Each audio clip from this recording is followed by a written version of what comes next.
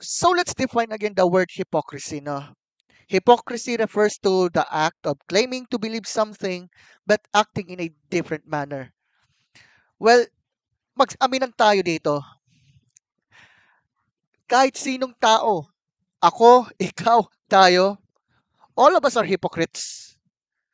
All of us doing some things na, yun, nakikinig tayo, but at the same time, hindi natin ginagawa. O kaya naman yung tipong ayaw gawin, pero ginagawa yung bawal.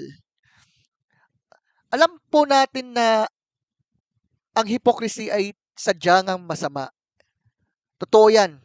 At kung titingnan po natin yung time ng ating Panginoong Jesus, especially when he was dealing with those religious leaders, yung mga Pharisees, Sadducees, scribes, well, grabe.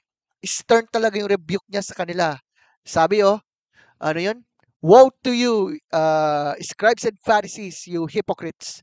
O kaya kung ipapababawin natin yung Tagalog, mapagpaimbabaw, mapagpakunwari, o kaya, sorry for the term, but the word na pwede nating insert ay ang salitang plastic. Why? Bakit plastic? Ayun, mapagpanggap, mapagpakunwari, mapanlin lang, so to speak.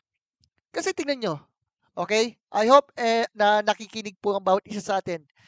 Even in the church as well, nakalulungkot, yan din yung nangyayari. Alam nyo, kung titingnan po natin yung point dito, like for example, ito yung mismong ah, judgment ng Lord sa mga plastic. Sige, pababawin na lang natin, okay?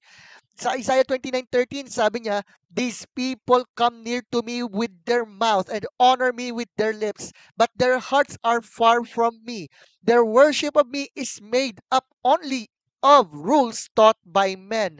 Parang pinipinpoint, kumbaga, ipaparaphrase kumbaga, parang ganitong idea ng sinabi ng Lord. Sinasamba nyo ako, pero bibig lang gamit nyo, pero yung puso nyo hindi buo. Ang harsh, no? Yan din mismong ginamit ng Panginoong Jesus nung kinondenan niya yung ganong pagpapanggap ng mga Pharisees, scribes, and the rest of them. Ngayon, kung inisip natin na, okay, fine, mabait ang ating Panginoong Jesus. Puno ng habag, totoo yan. Pero gaya nga nasabi ng isang Christian speaker, Jesus was not Barney. Anong ibig nating sabihin? Hindi naman siya kumakanta bigla-bigla ng I love you, you love me. Okay, fine. God loves us so much. But He is also the righteous judge and He is holy. And whether we like it or not, mag-aminan tayo. Is there a time na parang nagkaroon ba tayo ng realization na baka nagsagawa tayo ng ganoon ding gawain? Remember kapatid, ayaw ng Diyos ng plastic o mapagpakunwari. Kaya nga kung titingnan natin, for example, Matthew 5, I mean, Matthew 7 verse 1, okay, may sinabi na, judge not lest you be judged. But at the same time, verses 3 to 5, pinipinpoint, ikaw, grabe ko, sinasabi mo dun sa iyong kaibigan o meron siyang puwing sa mata pero hindi mo nakikita yung puwing mo, plastic ka. Kunin mo muna yung muta sa mata mo para makakita ka mabuti at nang maalis mo yung puwing sa mata ng iyong kaibigan o ng kapatid. In short, bago tayo pumuna sa iba, tignan muna natin ang ating sarili. Hindi sinasabi na don't judge talaga, pirmi, then wala na. Kumbaga ang pinipinpoint, like for example, kinokorek tayo, it is also a type of judgment. Okay? Pero ang pinagbabawal ng Diyos, huwag tayong manghusga o huwag tayong maghatol ng may pagka-plastic o ng may pagkukunwari. Kaya nga, alam nyo, gusto ko pong pagbigyan po natin ng kalinawan ito. Bilang mga Kristiyano, bilang mga pinili, we must be aware that hypocrisy is evil.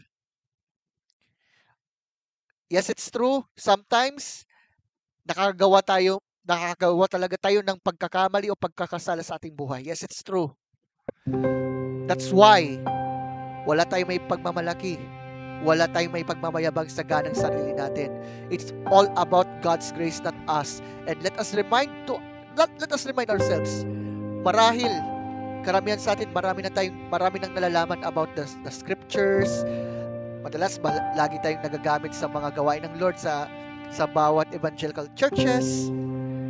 But remember, ito yung dapat na maitatanong sa ating sarili. Why are we doing this? Is it for God's glory? Is it by means of knowing God and make Him known to others? Or we are just like to impress other people like, ang banal-banal natin, ganito, ganyan, bla bla bla. Yung kabanalan na meron tayo ay hindi galing sa atin.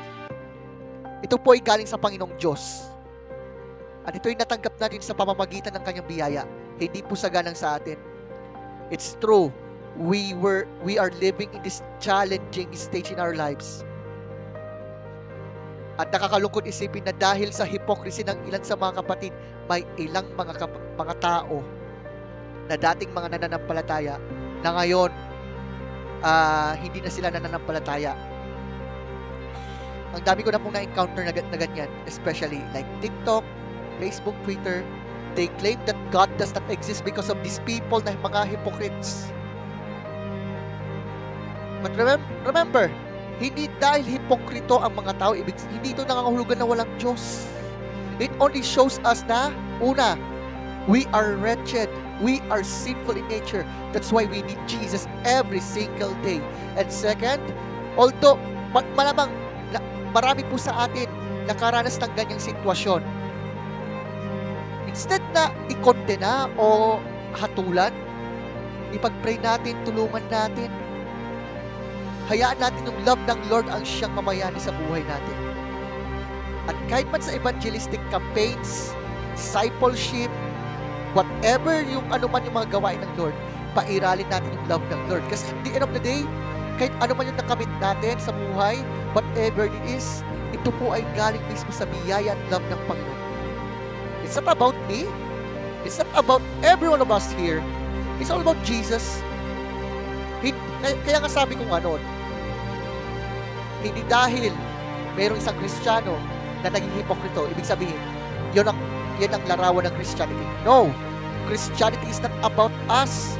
Christianity is not about what we are saying here. Kasi aminin natin, kung yung pagka-Kristiyano po natin ay nakasalalay sa isang tao, kahit tagapagturo man yan or whatever, paano kung gumawa ng paano kung let's say nadapa yan, bumagsak yan, nagkasala yan, whatever. Napakababaw naman po yung pagka-Kristiyano, so to speak.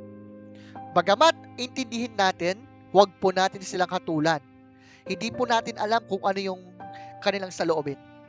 However, Christianity is about Jesus. Remember that. And lastly, bago ko po matapos yan, this is not about what we are, who we are, or whatever it is. Yes, malamang may tendency po tayo na maging hipokrito, so to speak. But remember, it's about Jesus Himself. At dapat po tayo mag-rely sa Kanyang mapagpalang biyaya.